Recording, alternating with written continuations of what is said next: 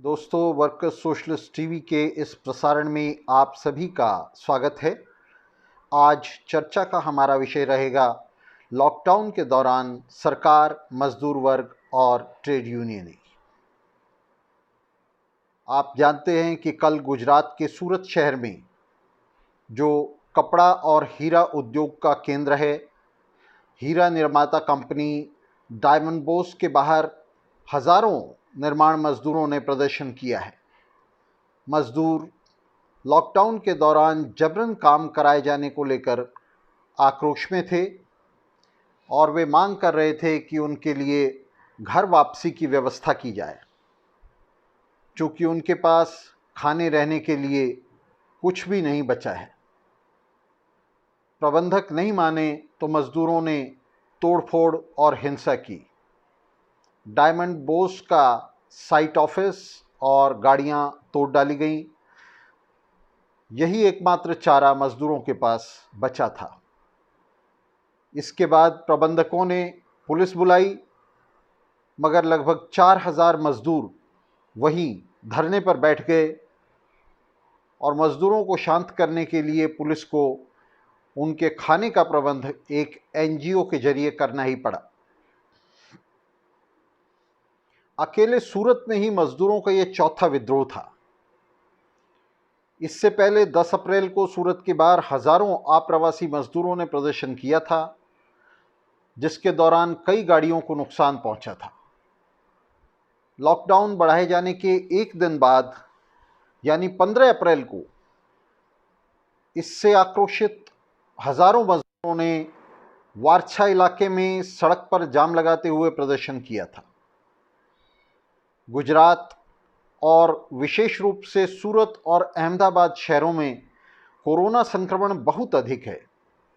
अकेले गुजरात में 3550 से अधिक मामले रिकॉर्ड किए जा चुके हैं, जिनमें 162 लोगों की मौत हो चुकी है। इसके बावजूद हीरा उत्पादक सरकार की नाक के ठीक नीचे लॉकडाउन की परवाह न करते हुए कारोबार कर रहे हैं।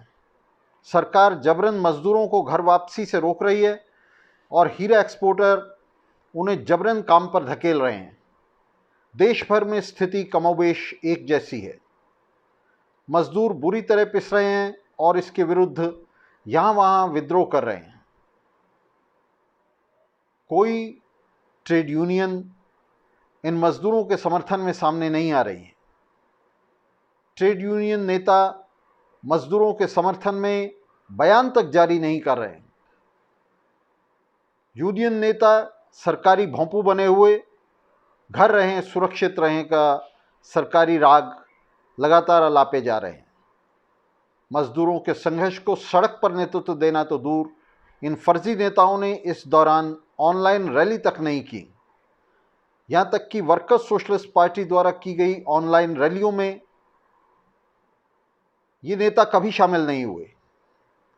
यूनियनों और उनके नेताओं की एकमात्र चिंता कोरोना और सरकार दोनों से बस अपनी सुरक्षा करने तक सीमित है। इन ट्रेड यूनियनों ने लंबे समय से मजदूरों और उनके हितों की तरफ पीठ फेरे रखी है। पिछले कई दशकों से यूनियन नेताओं ने हर कदम पर मजदूरों से घात पर घात किया है। मजदूरों में इन नेताओं की रुचि सिर्फ यूनियन के चंदे जमा करने तक रही है। यूनियन नेताओं ने प्रबंधकों और सरकार के साथ साठगांठ करते हुए मजदूरों को संघर्ष से रोके रखा है। यदि मजदूरों ने संघर्ष शुरू भी किया तो इन नेताओं ने उससे तुरंत ही किनारा कर लिया या घात किया। मारुति, ग्रेजियानो, गोदरेज, फॉक्सकॉन और कितने ही संघर्षों को इन झूठे नेताओं ने मिट्टी में मिला दिया। नेतृत्व और दिशा के अभाव में मजदूरों का आक्रोश और ऊर्जा संगठित वर्ग संघर्ष का रूप लेने की जगह छिटपुट विद्रोहों और निरुद्देश्य हिंसा में व्यर्थ जा रहा है। इस समय शासक पूंजीपति वर्ग, उसकी सत्ता और सरकारें अभूतपूर्व संकट में फंसी हैं। वे ये तय नहीं कर पा रहे कि करें तो क्या करें। जब देश भर में कोरोना के कुल 5 मामले थे तो डरी हुई सरकार ने लॉकडाउन कर दिया और इसे वहशी पुलिस दमन के जरिए लागू भी कराया। और अब जबकि संक्रमितों की संख्या 30,000 का आंकड़ा पार कर चुकी है और 1,000 से अधिक की मृत्यु हो चुकी है, तो सरकार अर्थव्यवस्था को पटरी पर वापस लाने के लिए इस लॉकडाउन को खत्म कर रही है। आगे कुआं और पीछे खाई, ना सरकार से निगलते बन रहा है ना उगलते, ना तो लॉकडाउन लगाते बन रहा है ना खत्म करते।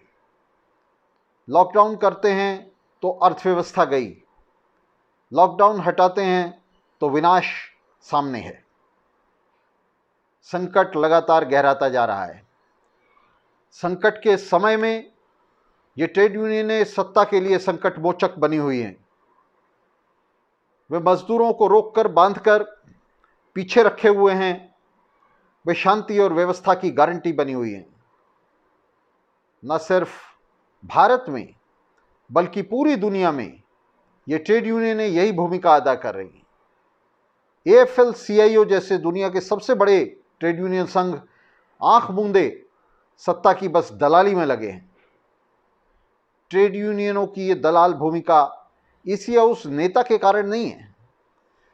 ये भूमिका दरअसल इन यूनियनों के बूर्जुआ राज्यों के साथ बंधे होने के कारण है। ये यूनियनें बूर्जुआ राज्यों के भीतर पैदा हुई, उनके साथ दशकों गर्भनाल से बंधी रहीं और उनके साथ ही इनका भी पूरी तरह अवसान हो रहा है, पतन हो रहा है।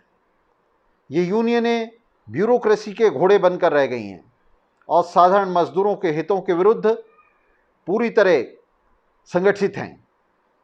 पूंजीपति वर्ग और उसकी सत्ता आज संकट में है। यह मजदूरों को कुछ नहीं दे सकते। ये कोरोना का पूरा भार मजदूर वर्ग के कंधे पर डालने का भरसक प्रयास कर रहे हैं। साथ ही वे दिल खोलकर बैंकों को, कॉरपोरेट को, निवेशकों को बड़े से बड़े राहत पैकेज बांट रहे हैं। 2 दिन पहले निजी म्यूचुअल फंड कंपनियों को 50,000 करोड़ का पैकेज दे दिया गया है। नीरव मोदी, मेहुल चोकसी, विजय माल्या और रामदेव सहित 50 बड़े कॉरपोरेट के 68,607 करोड़ के कर्जे रिजर्व बैंक ने 2019 के अंत तक बट्टे खाते में डाल दिए थे। 20,000 करोड़ सेंट्रल विस्टा बनाने के नाम पर दिल्ली के VVIP इलाके की साज सज्जा पर खर्च किया जा रहा है। 2.5 लाख करोड़ जंगी जहाज़ों के लिए, 8,448 करोड़ VIP जहाज़ों के लिए और 4,848 करोड़ मशीन गनों की खरीद के लिए पहले ही दिया जा चुका है। मजदूर और उनके परिवार भूखों मर रहे हैं। वे भयंकर बदहाली में हैं। कोरोना संकट के लिए कुल 2.25 लाख करोड़ से भी कम राशि की व्यवस्था की गई है और इसका भी 2/3 हिस्सा कर्मचारियों के महंगाई भत्ते को 1.5 साल के लिए फ्रीज करके एकमुश्त ही इन गरीब कर्मचारियों से वसूल लिया गया है। मगर ट्रेड यूनियनें हाथ पर हाथ धरे तमाशा देख रही हैं। मजदूर वर्ग को इस संकट को अपना उत्तर प्रस्तुत करना चाहिए। इसके लिए मजदूर वर्ग को तुरंत संगठित होना होगा और ये संगठन ट्रेड यूनियनों से अलग और उनके बाहर ही किया जा सकता है। मजदूरों को बिना देर किए हर जगह संकट समितियों में संगठित होना चाहिए। इन समितियों को आपस में जोड़ते हुए इनके जरिए मजदूरों को अपना भाग्य अपने हाथ में लेना चाहिए। धन्यवाद।